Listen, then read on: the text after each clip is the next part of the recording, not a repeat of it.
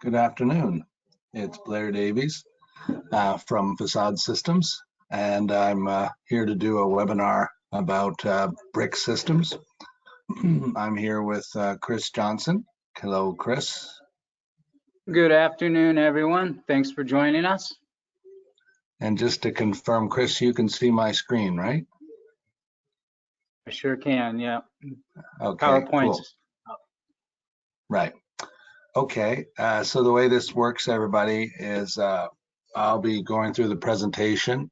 We do have fewer people than I'm used to having at these, so I think I'm going to zip through this a little faster.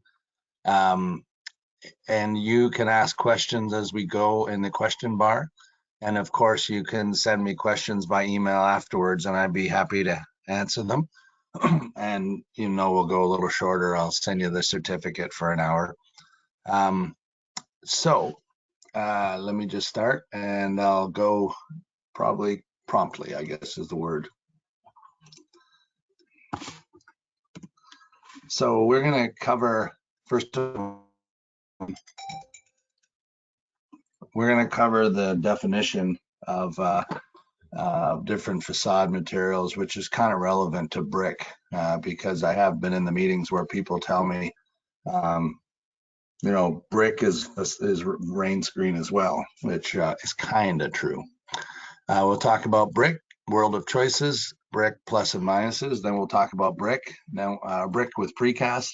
We'll go through corium, and then we'll do a comparison, and we're going to be hitting construction processes, price, assembly speed, all of the things that you probably want to ask about.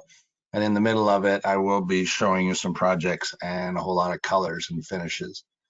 I did do a quick poll, and I'm going to have some other polls. A few of you voted. Why you like brick: 75% performance and durability, 25% aesthetics. So we'll be happy to show you why you can get those as well. So one of the things we're going to touch on with corium is it's from the Wienerberger company, the largest masonry company in the world. And we're going to touch on architecture, engineering, and construction, which basically covers all the waterfront of a full products or system that helps you get the right building you're trying to achieve. So we're going to cover all those topics today. First of all, just to give you a little juice, here's a video. It's a little longer than I want to show, but I'll click through it a little bit. This is a project in the UK, and it shows you, first of all, how systems go on. This is done in a shop, basically trying to show you a prototype. On the job site, it was done, by labor on the job site.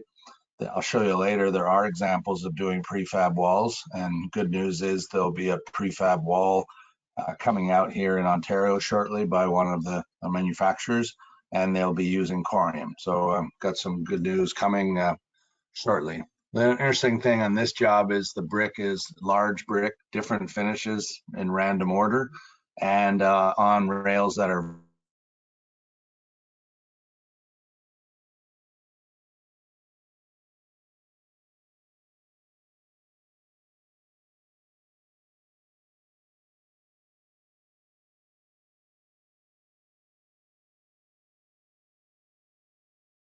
Blair, I think you're muted.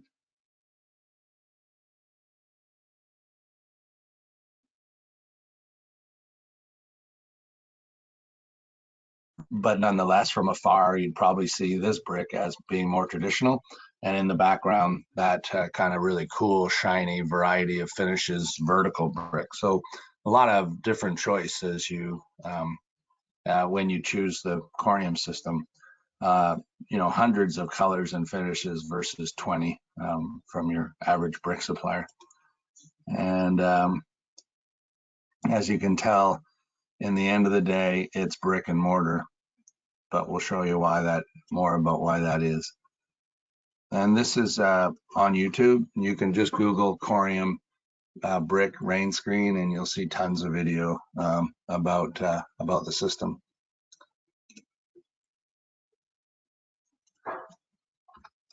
So in defining the space, a ventilated facade, and I'm hoping I'm boring you on this slide, because if you know this, that's great news. Ventilated facade, which is everything I do, including corium, is where there's a cavity behind the panels, and in this case, it's panels of brick, where air can go up through the cavity, drying it out at all times, drying out membranes and insulation, pulling vapor out of the wall system, as well as any water that gets through joints can get out of the building. And it's a free, open system. It also provides a skin that can take the heat, the rain, the snow, etc., and leave the building inside to perform on its own. Not much different than wearing a proper ski jacket, that the outside shell is keeping you dry, while the inside, fleeces, etc., are keeping you warm. Versus your average brick system, and you don't have to walk too far in your city to see that weep holes and drainage devices aren't working, and you see all sorts of stains. And on the right-hand side, the face sealed approach with precast. This was a job I walked by downtown, and I'll show you a little more about detail on this. And this is showing slabs of precast with brick attached directly to slabs. So a key difference in technology. One of the things that you need to do every day is this decision making between function, aesthetics, and economics. And the case I'll make for today is that they aren't trade-offs, that they can work with each other. So with the right layout, with the right selection, with the right design, you can get the aesthetics you're trying to create. You can get the right function, and you can do it economically. So part of this is choosing the right product, but part of it is how you design it into the building, and obviously the people you get to help you doing that. Just cover quickly into brick. What's interesting about brick is everybody loves it, of course. And a lot of the brick from the past is kind of the romanticism of it. And these are examples of projects around the world, well, mostly North America, but absolutely fabulous bricks, layouts that, have lasted a long time because they were done right a long time ago. And depending on your taste, remarkable installation of a strong product. However, not everything is that way. And just first of all, to define the market, I'm talking about the commercial, non-combustible, mid to high rise, not residential. I am talking about buildings where the architecture matters. I'm talking about public and private buyers. And, as I mentioned, brick is loved by many and specified by most. The threat to brick and not having what you just saw in those pictures is that there are a lot of replacements for it. And not only replacements to give you the actual brick solution like ourselves, but also the other types of facades that go on buildings. There's also a risk or an inability to get what you just saw in those pictures because of labor shortages, retiring masons, skill levels just not there where they were before, labor efficiencies that aren't there where they used to be. The price is constrained, creating pressure on masonry contractors. They're basically bidding each other down to the lowest price. And they're struggling with the whole concept of space restrictions on site. So to bring manpower, equipment, and material to a job site isn't what it maybe used to be when the cities were less dense. And the reality is, the type of brickwork that you used to get in that kind of thing now is this kind of thing. And you can like the architecture, that's fine, nice, simplistic, minimalist architecture. But the reality is you got that brick because you can't find the bricklayers to do the sort of the cool stuff. And then the other thing about brick is it isn't being installed the way it used to be. And fundamentally, you've got a product and a system that can be done poorly, and poorly a lot of times. And I reflected on this a year or two ago, that there's an entire industry built up to repair it. I think that's true about a one or two other facade systems. While as opposed to putting it up and leaving it alone, you here in this case put it up and expect in potentially you expect in a fairly short order you got some problems on your hands. I did have a building site super say to me one time that he expected his brick to be in trouble even though it was being done well.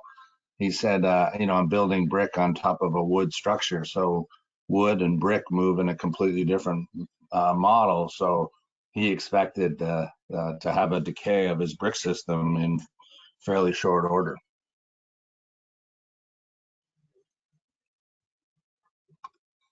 There's also the issue that, it's kind of fundamentally a little bit of horse and buggy. You are taking one brick and one piece of mortar and you're putting on with one person at a time. And you have to bring a lot of labor to the job site to grab all of that brick.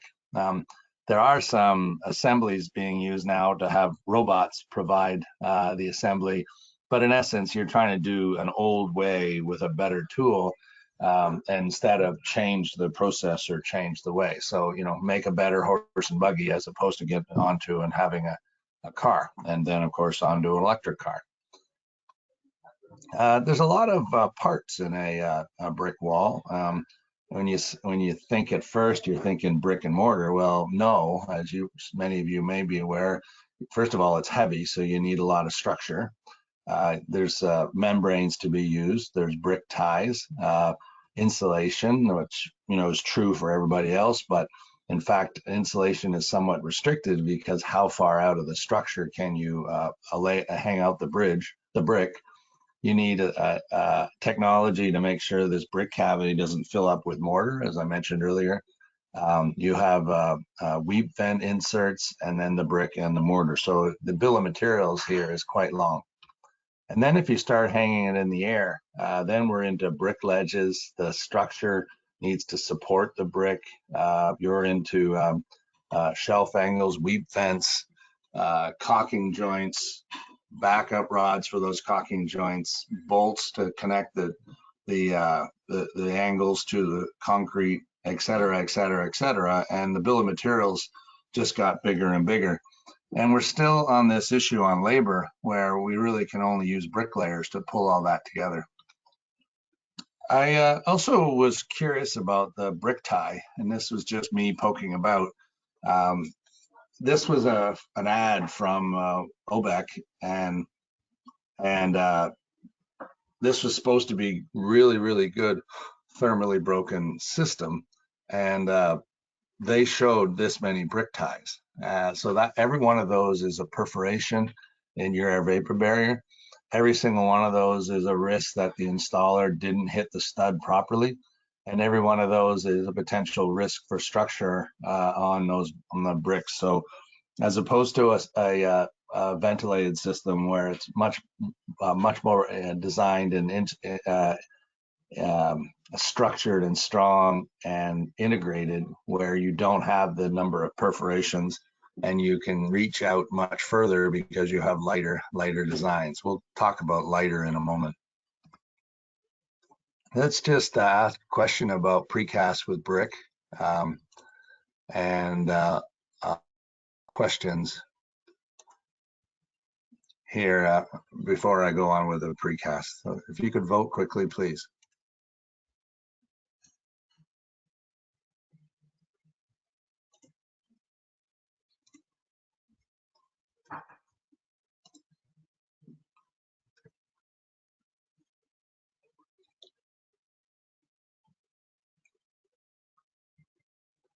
If you could vote quickly, please, so we can share the results and talk a little bit about precast with brick. This is the one I run into a lot. I haven't run into fairly often in anything above 5 stories, traditional brick. And we seem to be married to it here in Toronto. I guess, in my opinion, to our avail, because the quality of the aesthetics and even sometimes the construction speeds seem to not meet the mark, but we'll talk about that. So a few more votes, please. That's why I'm here.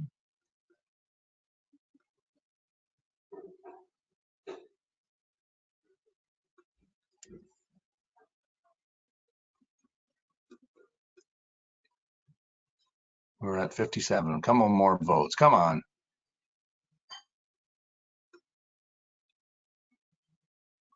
Okay.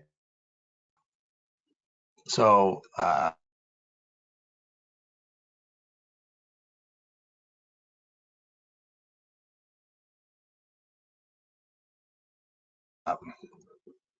50% aesthetics, which is interesting. 25%. I'll make a case about this, and let's talk about that. So again, precast with brick can be pretty astounding. I had the privilege of walking around Manhattan with a fellow who was in the precast industry about 3 or 4 years ago, and it was astounding some of the work that he had done in Manhattan. The product came from Quebec, and everything from brick or precast that looked like marble, all the way up to precast with brick that was prefab with windows in it, and just extraordinary stuff. Um, and so, yes, this can be done right, and it can be done in a very, very creative way. But this is fundamentally what we see. The one on the left-hand side is in my neighborhood, and it still isn't finished. And I think I took that picture a year ago. And you're basically seeing precast attached to slabs with small breaks, as in an inch of rock wool or an inch of fire stop. I spoke to one of the building envelope engineers about that, and he said that they get away with the thermal bridge there because it's a structural element. So in essence, because I need the structure, I have to live with the thermal bridge. The same pictures on the right-hand side were all downtown. So this isn't your well-insulated system. And then when I have been talking to designers around buildings that have this, they tell me they're going to put studs and spray foam on the inside, thinking that that meets the code. And that's not true, because the studs themselves are providing thermal bridges to the outside. And that cuts the insulation ability in at least half. So good, solid building envelope capabilities can model that very easily. This CPCI talks about using sandwich panels and having an inner wythe and an outer wythe of concrete and insulation in between, so that the outside's cold and the inside's warm, and you get away from these thermal bridges. And the design that I chose or I found in the CPCI manual has the slab taking dead load as well as staying warm because of that insulation round. But that's not how things are being built. So if you look on the left, you're seeing what the assembly that I saw on a job downtown. If you drill in on the design features, and I found this further in the CPCI catalog, we're into angles, backer rods, foam, fire stops, caulking. We're taking up floor space. We are having to have slab edges that are even stronger because we're taking up a lot of weight. There are a lot of parts to get right. There's a very high potential of thermal bridging into the slab.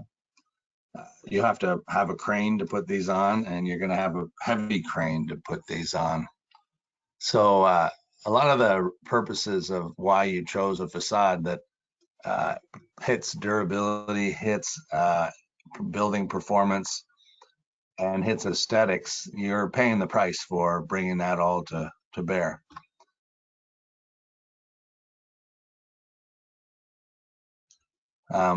We'll touch base then on Corium, and then I'll get into comparisons. So it is from Wienerberger. It's the largest producer of clay products in the world. They have 230 plants. They have the worldwide patents on Corium. They've been using it for 20 years. The brick comes from Germany. The rails, the mortar, the engineering all come from the UK. Corium is also part of the family that includes Argaton terracotta, which are the larger panels that are hung on rails to give you aesthetics of a little bit of different form, but still masonry. So I showed you in the videos that it's a rail, fasteners to a girt, and a brick and mortar. The rails are a galvanized steel that the finish is a coating that would typically be used on roofs and walls for exteriors of buildings, and is therefore, as it is not exposed to the elements, has a very long life and has been tested for that lifestyle or for that duration, and it has proved out that way with real projects. So we have a lot of details, and we have a lot of them in CAD and Revit. I'm just trying to make the case that this is just so dead simple, it's boring. On the one in the middle, I'm showing insulation inside studs, and then you're assembling on the outside of the building, which is one way to do it. Or you can move everything outside the structure and have basically clips, girts, and the panels, or I'm sorry, the brick rails and the brick. And it's very simple to go over slab edges. You wouldn't even see the slab edge. We can put in the expansion joints, and you wouldn't see much of them. It'd be very simple. Installation is simple. There aren't nearly as many components. You absolutely going to have a thermally broken system because that's the only way it can be done. You won't have the issues of having to reinforce slabs because it's also lighter. And you will have no need for cranes if you're doing it on site. And if you're doing prefab, the cranes are going to be lighter and faster. And I'll show you some prefab projects. This is worthwhile showing this animation for how it goes together. This is a subsystem made with a thermally broken stud, as well as a structurally insulated panel, a air vapor barrier, or a breathable membrane, girts, and then the actual corium rails, where they'll be here in a moment. And they stack, and there's a bit of movement allowed, and therefore the installer can line them up with tops of windows and bottoms of windows, etc., because they have about a 1/16 of an inch play in them. They come in 8-foot long pieces, and then the bricks themselves, including prefab corners, are popped in with that rubber mallet that I showed you earlier. This is just showing it with another type of vertical girt. Same system though, really.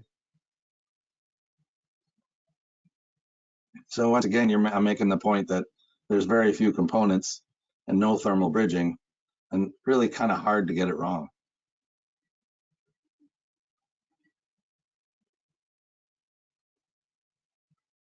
And there's one more thing I want to show you on this.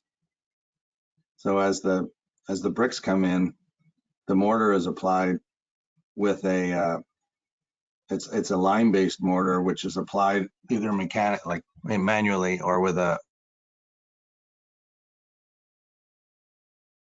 machine that is a little bit like putting in it and tooling it. And the mortar itself could be a whole variety of different colors, etc. And let me get back to the presentation. No, a second.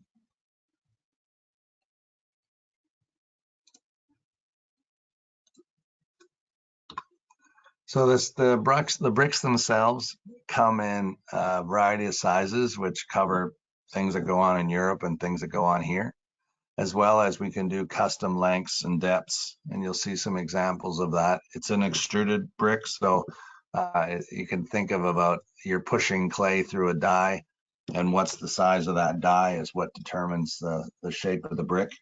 And a decent quantity of bricks, the die cost is not really material. The strength is basically strength, speed, and simplicity.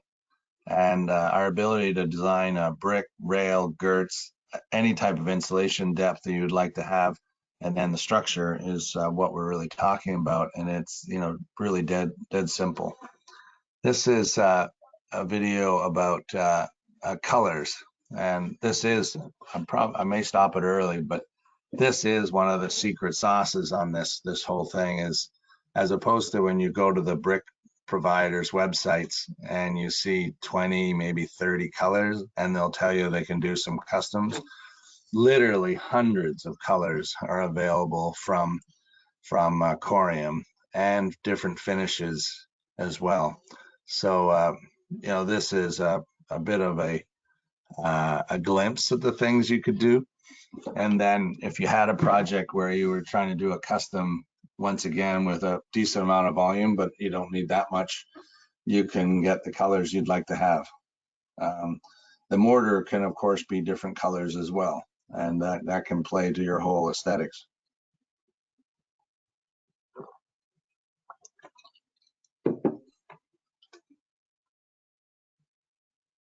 Just I'll zoom it ahead a little bit. You can do obviously traditional colored bricks, and then you can do crazy wild stuff. That's a key part of and these this video of all the sorts of variety of colors is on my website. And then, you know, if you have a question about what we could do, both matte colors and gloss, we can cover that with you. Different shapes and sizes. This is kind of where we're seeing the corners. Corners are corners. Really wild design. Something you really can't do with traditional brick.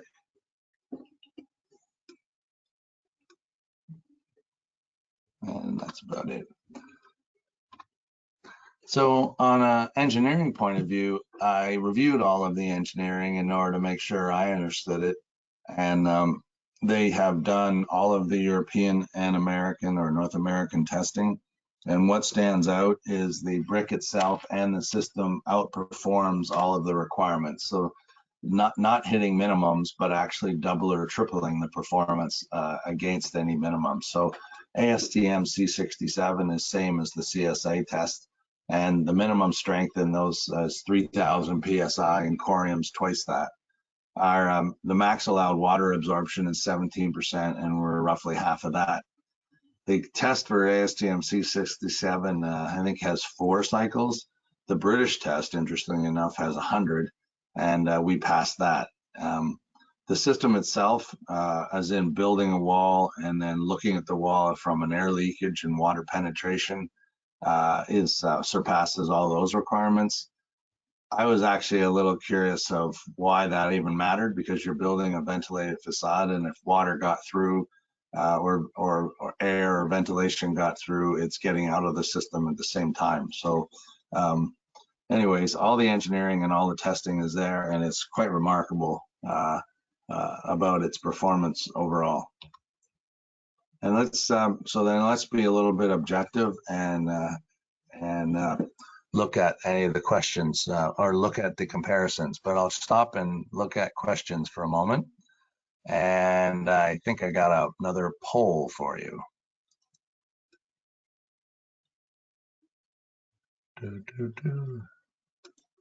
I'm interested in hearing what you think about what you've heard from me right now about Corium and how that hits you. And I'm just looking for opinion. You obviously haven't dug into it and done your own due diligence yet. But if you could give me a little bit of feedback of what matters to what I've just talked about. Because when we get into the comparisons, I think it's good to put context around it. And we're at half an hour, so we're cooking along here. Thank you for contributing. The numbers are up and quick. Thank you. So I'll close that and share it. 80% aesthetics, 60% building envelope principles, 20% cost, 20% performance. And obviously I gave you the chance to click multiple items. I had to debate that in my own mind, but that gives you a context for what people think about what they've just heard. Let's hit comparisons, because why not? There is some context that would say you can easily design a job around Corium, and then maybe your client wants to compare to other things, but we'll see. So I've hinted at this, but I wanted to really make it clear. So corium has relatively few number of components. So brick, lime mortar, water.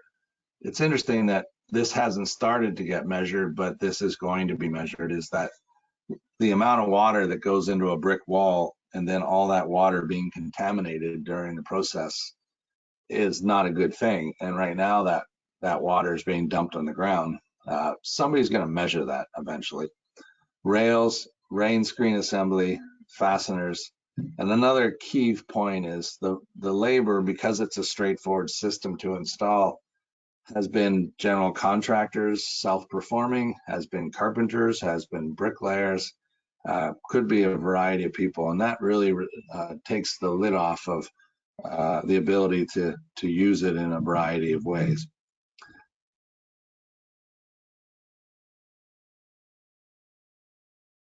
Long things that you need in order to make it work. And it means the person putting it on has to be having a good day.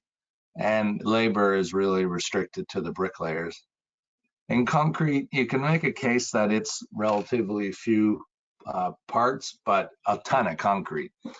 You still need caulking joints and cranes, and you need to have invested in good slab edges and lintels, etc. And here's the weight difference. So corium with the subsystem, the rails and the bricks at 14 pounds, traditional brick at 40. And I think that you've got to go into some assumptions about how deep the insulation could actually be. And then concrete well over 100. Then that leads to some structural engineering questions. And you know, if you get a little taller building, you could even be looking at the footings of the building, and thereby maybe pay for the installation of the corium. Corium is good for high rise. So take all the things we've been saying so far, and if you multiply them by you know, the number of floors, the higher up you go, these issues of weight of material, speed, and the quality get better the higher you go up. Let's talk about installation of brick speeds. There's a fair amount on this chart. I'll try to keep it to the major points. So in the middle, bricks all in square foot per person per day. So with real brick, and this is coming off average data from the Brick Institute, is roughly 883 square foot per person per day. And corium, we still need, we have to put up a subsystem. So we have to put up girts, insulation, and membrane. And then we have to put rails, brick, then mortar. We don't really have to rinse the brick. And in essence, our insulation time is about equal. And if you were just to measure the rails, the brick, and the mortar, we would be much, much faster, because you could do an analysis that says the brick system had to have time put into the structure, the membranes, the brick ties, the insulation, which is going to be much slower. So it's a little bit of a draw, I think, is the message that you could make. The rest of this sheet sort of shows my calculations from having talked to projects. Our numbers come from real jobs. We've been keeping statistics on about a dozen projects so far in the United States. And the Brick Institute numbers are kind of averages. Kind of hard to tell, you know, what averages versus real data mean. But in essence, it's a bit of a wash for speed, but it'll be a lot less time of labor on the job site. I got a question. I'll see what it is.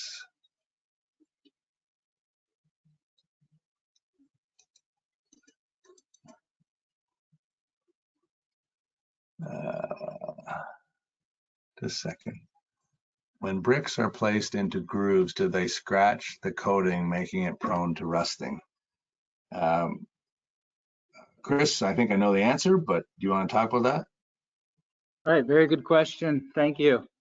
No, we don't find that there's any marring or scratching of the surface of the tray. In fact, that galvanized coating the manufacturer tells us it is a self-sealing coating system due to the galvanic reaction. So it will be contained. Any problems will be contained if there is a scratch. The other thing is any kind of corrosion. That system is not going to stay wet. It's not going to go through temperature cycling per se. It's not being affected by the warmth of the building, as opposed to all the other systems that are affected by the heat of the building. As a ventilated facade on the outside of the building, it's at the same temperature as the exterior. This is a bit of analysis and a full chart about precast versus corium rain screen. And I'll just sort of net it out for you. Everybody sort of says, oh, well, precast is that much faster. Well, it is faster when you roll down the street and you've got it on the truck and you hoist it in place. Now you pay a lot of money to get it there and you're paying a lot of money for a crane, but you're absolutely right. That is, you take these panels and hoist them in place and the labor attaches galvanized fasteners. It's fast. But what led up to that was you had to have the building made, you had to measure it, you had to have shop tickets managed, you have to have forms prepared for those dimensions, you have to pour the concrete, you have to have a cure, and it has to meet some quality control and then ship to the job site. So there's a long cycle between when you know you want a panel and when it's hanging in the air. Versus a rain screen system, you can, first of all, general contractor can award the contractor right away. A cladding contractor usually buys their material off of their estimate, maybe with a little extra. They can start on their shop drawings and get approvals very quickly.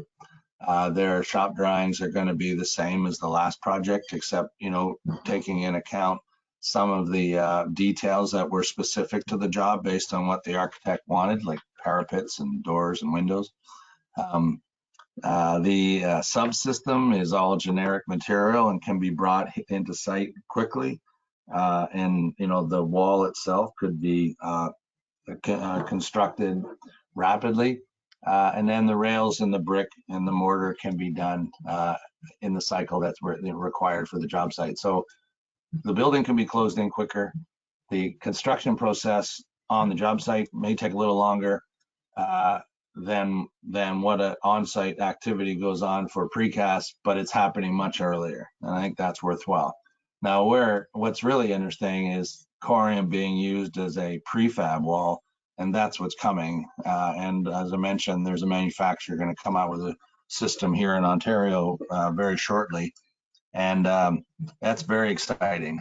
And in this situation, you would not need to do site measurements because you could alter panels and you don't need a crane that's so heavy. And so therefore you get your cake and you eat it too. You're getting the speed of construction as well as the assembly process, shop drawing process that you wanted out of rain screen.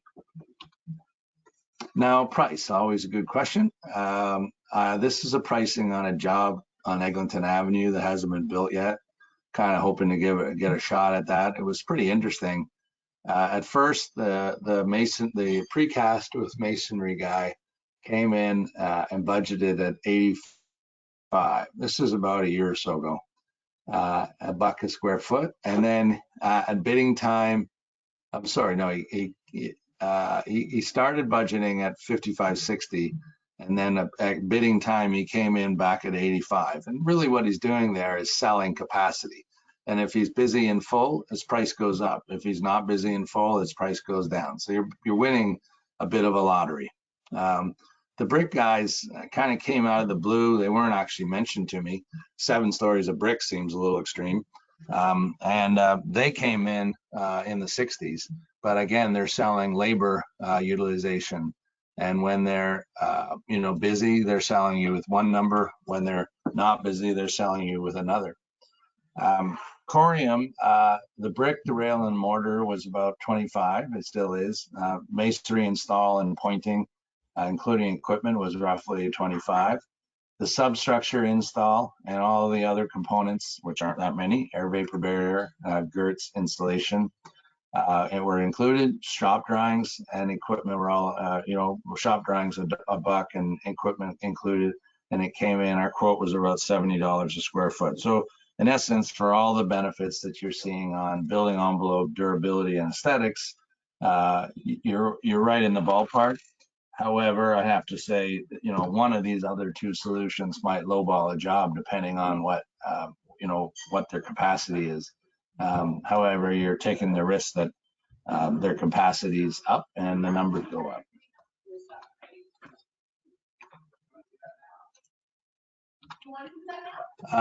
These are some of the analysis and somewhat my point of view of myself, having designed lots of projects and having worked with lots of folks. I'll let you look at it. One of the, just a couple points. Detailing is an interesting thing that I haven't mentioned. It came up with me with a designer on a project that both in precast with brick and to some extent brick itself, they weren't able to get the details, corners, insides, outsides, soffit transitions, large wall expanses the way they were hoping to do. One person told me she spent a ton of time doing the coursing for a brick wall on a fairly visible portion of a large project.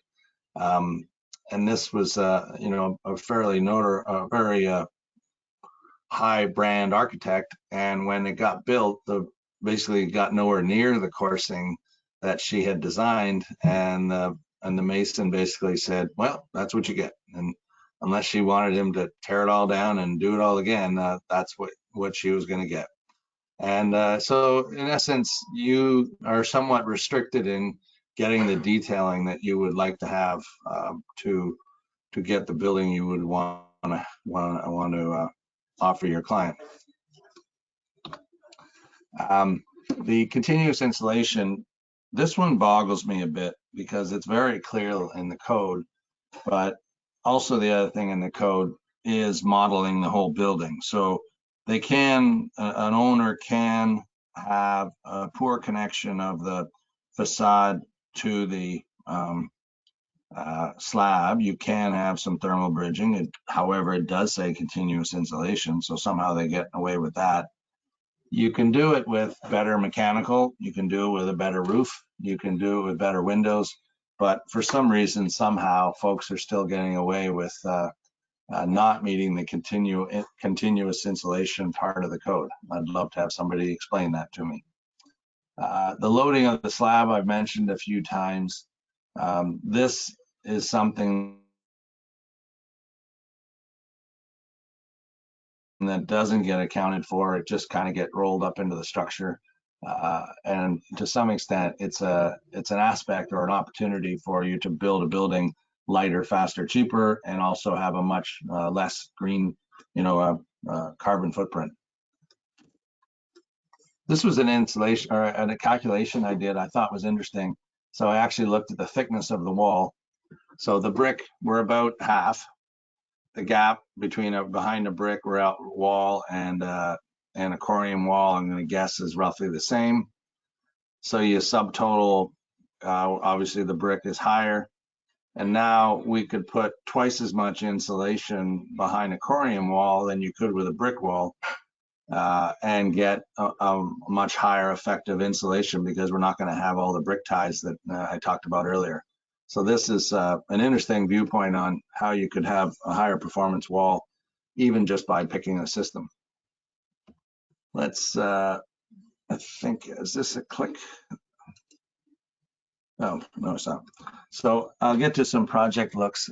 This is the Wilson School. Architect is B.Eng. They took this photo before the mortar's in. It's a gloss white brick. We can do traditional like brick on the left-hand side. You could do pilasters in the middle. This is a soffit at that B.Eng. job. And then on the right is just a very cool thing called plinth, which is an old way of doing brick systems. We can do that as well.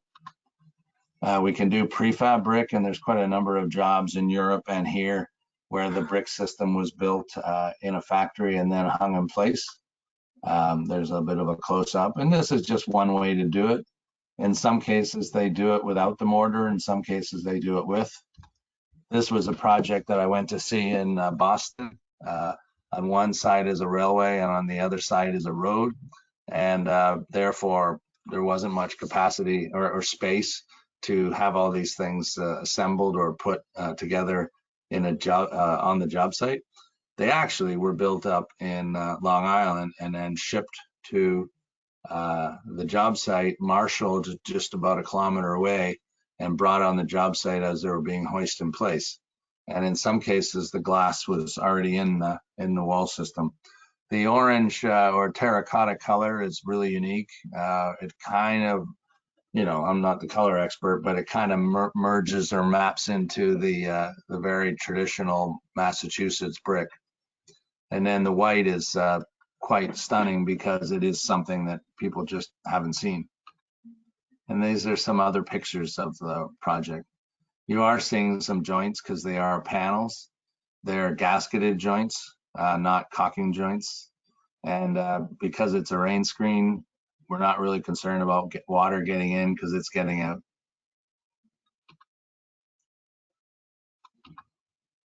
This is an example of a really interesting complex aesthetic, but it's really simple to do by just having rails put in on different angles.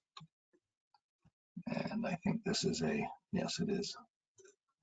So this is a show of some projects. That's the soffit that I was talking about. And this is the B.I.G. project. Traditional looking as well as, on one level, this is traditional looking, but on the other hand, the aesthetics of the actual brick is quite unique. High rise makes a lot of sense. Sharp corners. That's the job in them.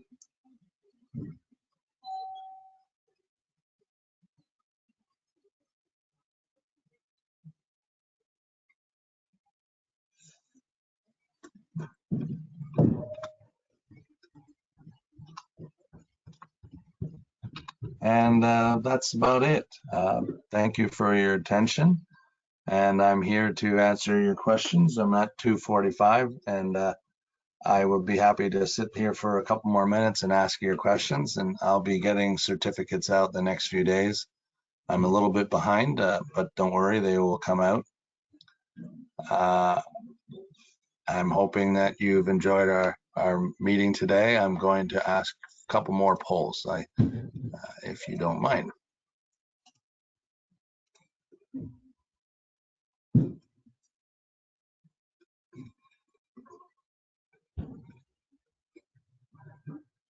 I know I went kind of quick, but I'm interested to know if that was a good thing. I'm also interested in your feedback of any content you would like to add or reduce from these kinds of webinars. I'd be happy to receive your emails, Blair at Facade Systems Inc. From that point of view. If a couple more people could vote, I'd appreciate it.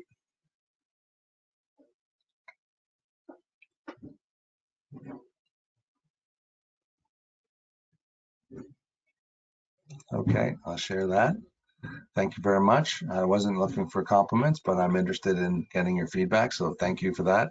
And since the question was, would you recommend these to your colleagues, please do so. That obviously helps an entrepreneur here who's trying to grow a business, and maybe also helps folks trying to learn and get their points. Lastly, if I'm interested in your feedback compared to other webinars that you might have attended, I kicked this off as soon as the COVID shut us all down. I had done webinars in the past, but I was very rapid to rotate towards them.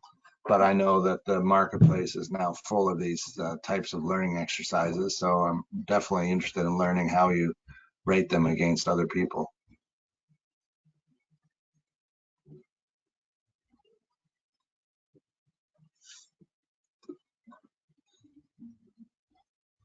So 4 people are listening and 4 people are not.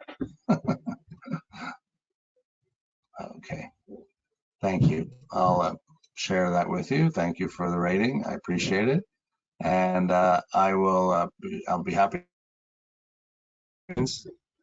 And otherwise, you have a great day and stay well. Thank you, Chris. Thank you all.